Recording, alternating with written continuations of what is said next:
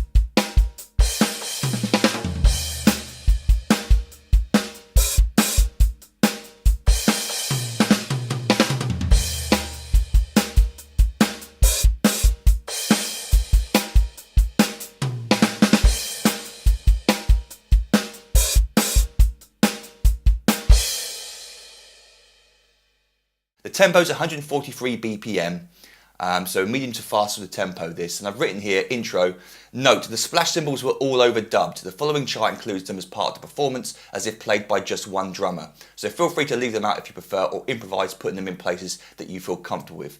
So what I mean by that is that these splash cymbals you hear throughout the song were definitely overdubbed. There's sections in the song where you hear more than 3 limbs being played.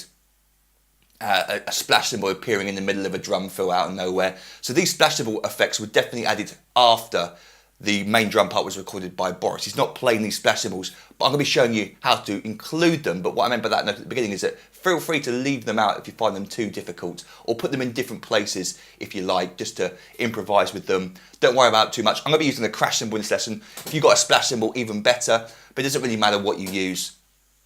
The open hi-hat parts though, I'm pretty sure were included as part of the original drum take. It could have been overdubbed as well, but I'm pretty sure we included that. But the splash cymbals are really the crux here. That's what makes this song a bit more advanced, is these random splash cymbals, or crash in this example, in this case, just being thrown in randomly during the drum beat and during drum fills. So feel free to leave that out. Anyway, we start off with our first bar, the drum fill, which enters the song, and we get this rhythm. 1 knee and a 2 and 3. 1 knee and a 2 and 3. And use that sticking right, left, 1 knee and 2 and 3. And then down to the snare drum we play and a 4 E and a 4 E and. Now that snare drum on the E of 4 there, 4 E and the E there, might be played a little bit quieter to give it a bit more dynamics. So those toms stand out rather than playing. You don't really hear that on the recording, you hear more. That snare drum is sort of quieter in the background. And we'll see more examples of that later in the lesson, where we're using dynamics, accents and ghost notes and different volumes of notes to be able to create drum fills like that, which sound dynamic rather than just, which is all the same volume. So again, that drum fill slowly, 1, a 2 and 3 and a 4 E and 1.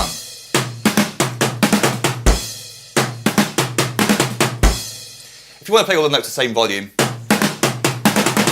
it sounds like that. Doesn't sound quite as nice, I don't think. It's not quite like the recording, but feel free to play it that way if you like. Also, you could just leave out that snare drum on the E of 4. With any of these quiet notes, just leave them out. Rather than play them, just leave them out, so you get this. Instead of, we get just 4 and at the end. That'll work just as well.